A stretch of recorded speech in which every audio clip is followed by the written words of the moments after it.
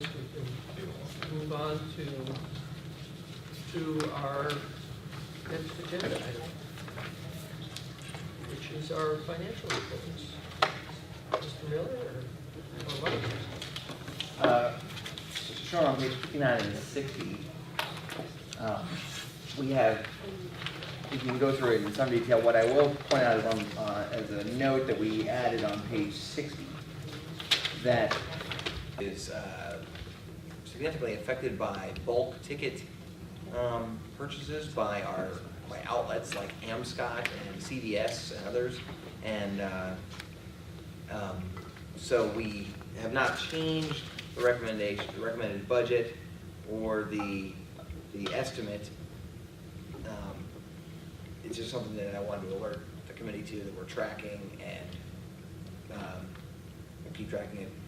We think between June and July, we have the strong possibility of coming back in line with our trend. Have you done a ratio analysis to your passenger ridership, to the dollars that are coming in ticket revenue? We started to do that. May was a record high ridership month, and so it does not. May was a high ridership month, but the fare box was low. The revenue collected was low because we didn't receive. We had high prior months where major outlets had purchased from us thousands of dollars, tens of thousands of dollars worth of passes that they are selling to people that then rode in May, even though we already counted the expense in an earlier month. But the way our fare box, the way the budget is set is a 1/12. It's just 1/12 of our total fares collected for the year each month. And ridership is not exactly without seasonality. Summertime is lower, and spring break is higher. Fare revenues, we're just starting to track to see exactly how that works with these bulk tickets.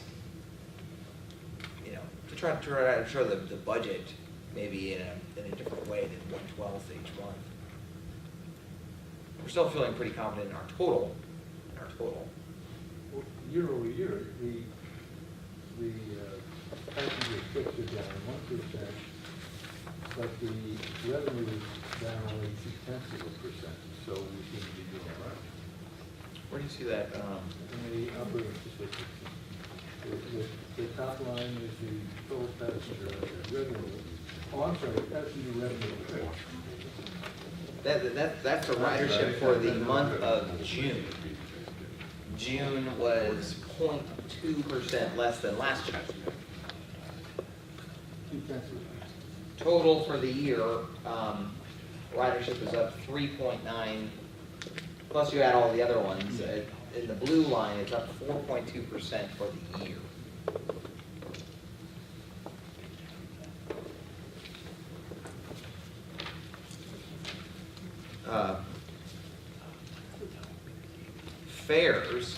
Fares through the month of May, so that's different.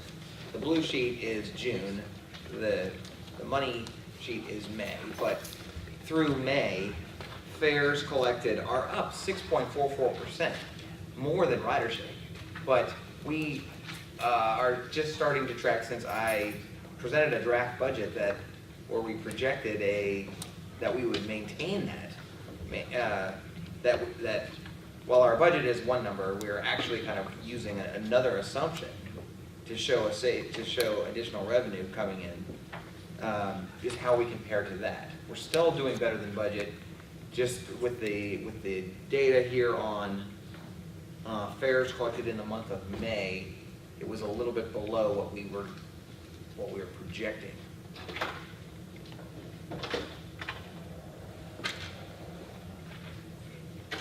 Other questions, comments on the relationship of fares and ridership? I guess one on something other than that. I noticed that our our advertising revenues are down. When they were going like gangbusters last year, did we drop some people off of that project or? No. Advertising was substantially higher than the low budget in fiscal year 2012, you're right. And then so we adopted a budget this year that reflected the gangbuster 13 year, and it has not, it has dropped some. But the budget is, what you're seeing there is the budget was much higher than we expected. But in total, I wouldn't say it's dropped that much. The question I have is, I noticed that federal grants year to date, the revenue that we're pulling in is higher than our budget. And to me, that means we're spending more from the federal grants than we planned on spending. That's due to preventative maintenance. We've been drawing the preventative maintenance dollars quicker. Right. Which, but when we get to the end of the year, it looks like, are we going to balance off? We're going to end the year balanced off to that $6 million budget. So that, where I'm going from is, are we still going to have money put into replacement buses, or are we drawing the federal, because the federal funds can be used either for preventative maintenance or for replacement vehicles. And we talked last month about how we're going to be challenged in replacing our vehicles. So that's where I was going with asking the question why we're drawing more into preventative maintenance than we have in our budget. We're just drawing it quicker. We're still going to end the year at approximately $6 million. So as we get to the end of the year, we're going to stop drawing Right. so that we end up with our goal. Yes.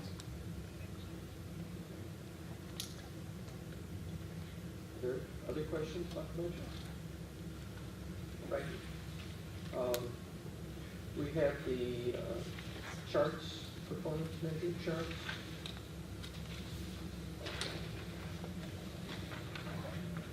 Ridership in the month of June was 0.2% less than last June, but it was almost, whether that was entirely due to fewer operating days in this June 2013 than last June 2012. So average daily ridership was actually up in the month of June. It was a good month. Again, compared to other months, June and July are lower ridership months. You can see sort of the, at least from a budgetary perspective, the challenging one is that DART ridership continues to be higher than it has been and is growing.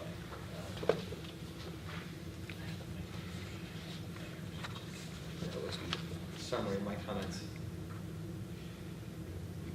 Yeah, the TD DART is up significantly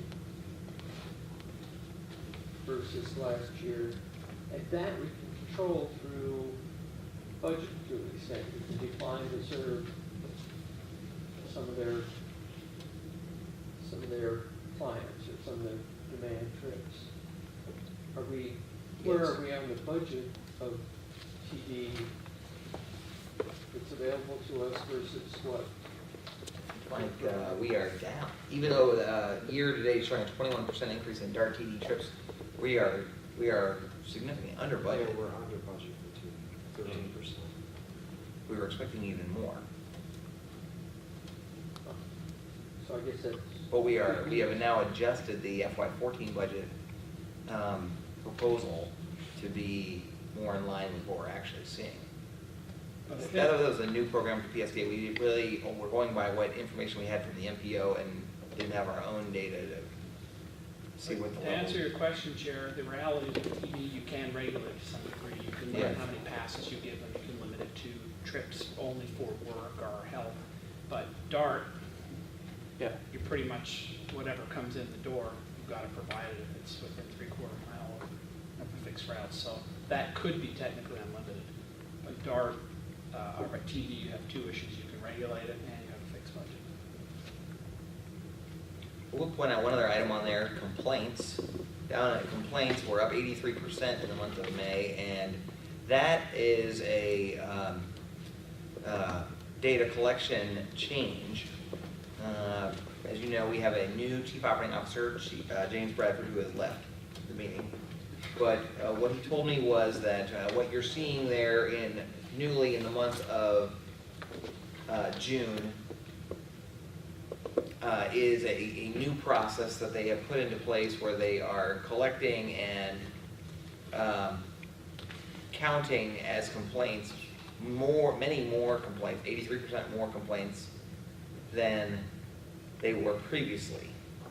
And what he and I are working on now is a new method of tracking complaints that tracks all complaints. So the number will be higher. The number that you see will be higher. The number that complaints, we don't have any evidence that complaints have really gone up. We're just trying to track all complaints. Because whether the complaint was valid or not, sort of philosophically, doesn't really matter. If the passenger felt that they were wronged, then they were wronged, even if they weren't wronged, right? If they thought that the bus passed them by, even though they showed up 10 minutes late to the bus stop, or we had previously not been counting that as a complaint, a valid complaint. We were selectively counting? Yes. Based on what they... Yes, or if the complaint register did not have all the necessary information to investigate it, like time of day or week, day of week, or anything, sometimes complaints were not considered valid. And so I don't know if this 3.7 number is truly a total, but we're going to try to get to just a total received and just track that and trend that. I mean, it'll be a higher number, but it will be a more accurate sort of, I think, general evaluation of our quality of service to our customers. Two questions on that. Our city just ran into a situation where we were trying to make sure that we handle complaints efficiently. And the first question is, what constitutes a complaint? You have to have a fairly rigid format for what constitutes a complaint, as opposed to someone just griping, or someone who doesn't even have something that they really want to express. They just don't like saying something. So is it written? Is it filed through a phone complaint line or something like that? How do you define a complaint? The second thing is, if we're going to change the strategy for data collection on complaints, then we need to have some kind of way to extrapolate a comparison with the prior complaint methodology, so that we don't have wildly skewed numbers when we're going through, say, the first year of this revised process, because all our numbers are going to be dramatically different than they have been in the past. So I don't know if this is something that needs a lot of time, but if somebody looks at that 83% and says, wow, there's really a major issue, but then you find out there's only a couple of complaints, then that is just a low number skewing. So those issues are important, but just out of curiosity, what do we use to define what a complaint is? Well, what level of expression constitutes a complaint? I think you're exactly right in describing it. It is some of an art form. People call and they maybe have 17 questions about when the next bus is coming, and they throw in a complaint at the end of it about some bus trip that they took last Tuesday. I will just say that we have a careful and complex system all in place at PSTA between our customer service group and our operating division to address and to investigate complaints, passenger complaints. And often, or not often, but sometimes, as needed, the complaint is identified as accurate or valid, and it perhaps even leads to discipline of the operator or the employee, if that's the determination. We have that all in place, and it tracks, and it ultimately leads to this number being computed that you see every month. And we are changing staffing assignments a little bit and trying to streamline that a little bit within our operating division, because we have been incredibly meticulous about tracking and getting to the bottom line and details of these complaints. Sometimes it's sort of ineffective because we don't go back and tell the complainer, or maybe the feedback doesn't get back to the complainer that we did all this. And so we're taking a look at that now. You're right, Mr. Barkley, that we do need to show some sort of denotion on here, like we did on on-time performance. Remember, we changed the way we track that. Now we're using the real time, so a more accurate method of on-time performance is being tracked, because it's now everywhere, every bus stop in the whole system, rather than just at 2 places. And so we have a little asterisk note. Whether we do that with complaints or not, we'll have to see how the numbers shake out, or what the best response to that, I would say. In the absence of our changing the way we do things, a jump in complaints like that would seem to be more of a function of the reporting procedure than the performance of our people. So, Exactly. Yeah. Well, we knew the customers may be angry, but they suddenly didn't get angry in the month of June, like 83%. Okay. Next item on the agenda is future meeting subjects. The list as posed by Love. Are there other items that you would want to include or propose for future meetings?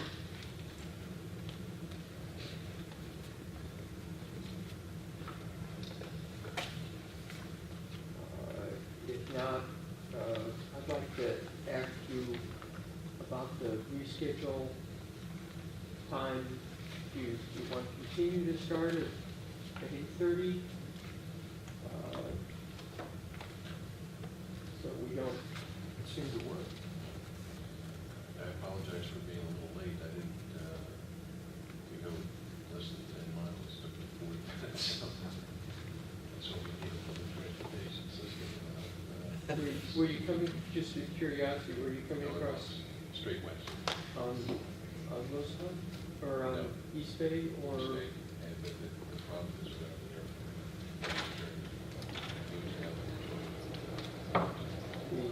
The construction project going on Yeah. or? Oh, we're finishing the first meeting. 10:30. Yeah.